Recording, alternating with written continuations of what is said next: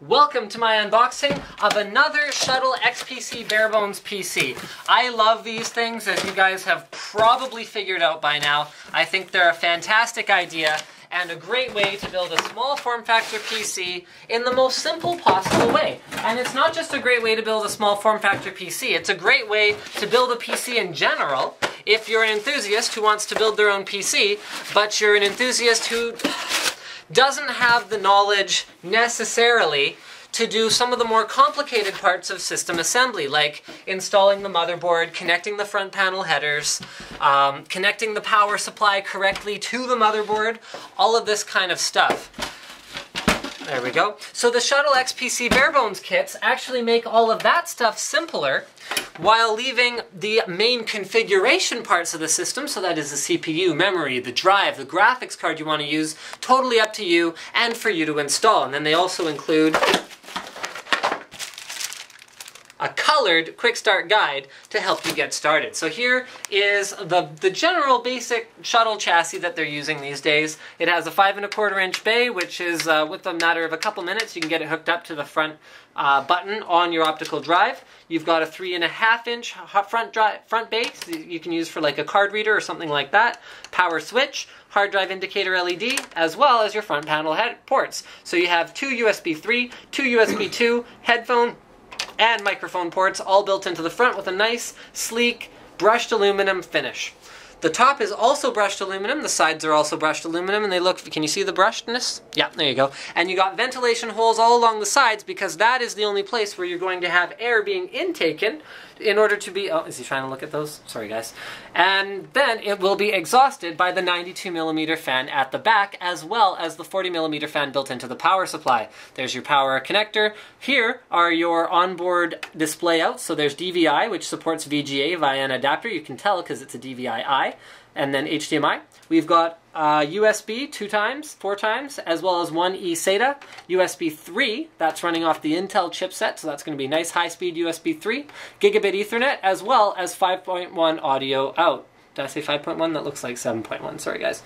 All right, let's open this up and see what Shuttle has done on the inside in terms of configuration for this system. You can see it's only 3 screws to get it opened up. Thumb screws, of course. Shuttle does want to make this as simple as they can because they are designed for novice builders and experienced builders alike.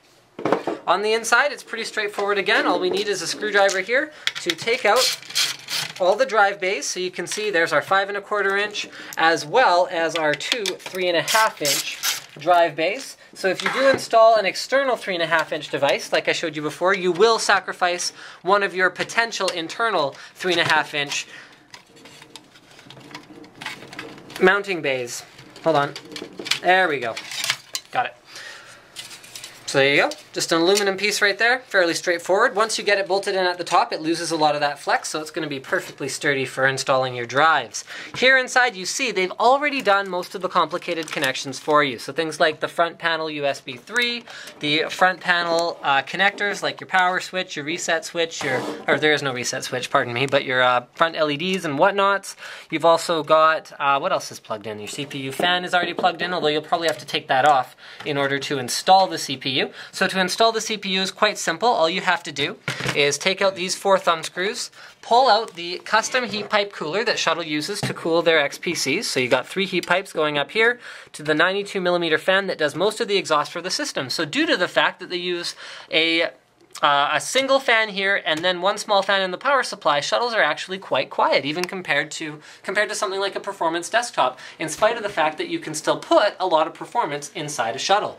So in terms of SATA upgrade options, we've got 1, 2, 3, 4 SATA ports. 2 of them are SATA 3 6 gigabit per second, so fully ready for the latest high-performance SSDs, and 2 of them are SATA 2 3 gigabit per second.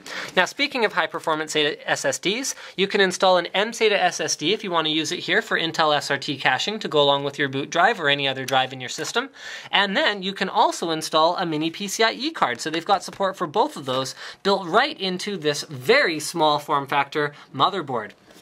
Now in terms of expansion slots, we've got a PCIe 16X as well as a PCIe 4X, so you can install up to a dual slot high performance graphics card, and we've actually been able to fit a Radeon HD 7970 into one of these shuttles with no issues. In fact, we never actually ran the card last time, but we should totally do that. With the Z77 board, we should throw a compatible Intel processor inside here, a quad core, and then we'll throw 7970 in and see how it fares, actually.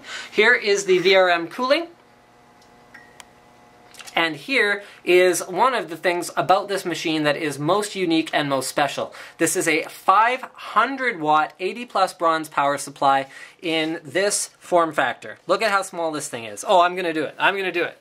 Wait for it, wait for it. Taking it out of my battery case. Oh yeah. This thing is so small that the only suitable comparison is the iPhone comparison. That is how big it is. There you go. Wow, three rails on the 12 volt rail. Neat. Okay, I think that pretty much covers the general unboxing and overview. Thank you for checking out this video, and don't forget to subscribe to Linus Tech Tips for more unboxings, reviews, and other computer videos. Sorry guys, I was just firing this up for the test that I want to do here, and I realized I totally didn't show you guys some of the internals here. So we've got a front floppy connector. We've got two Molex 4-pin peripheral connectors. We have 4 SATA power connectors, and finally we have a 6+2 and a 6-pin connector, so we have full support for high-performance graphics cards. Another thing that I totally forgot to show you guys is the fact that it includes a power cord. It includes, I didn't even go through the accessories, 2 SATA cables, a slot cover, all the mounting screws you need, as well as a couple cable ties, thermal compound, as well as never actually remembering, which I intended to do, although I didn't promise you guys I'd do it, never actually remembering to take out the color installation guide, which, wow, look at that, they include it in a bunch of different languages too, which shows you how to do things in color. That is all.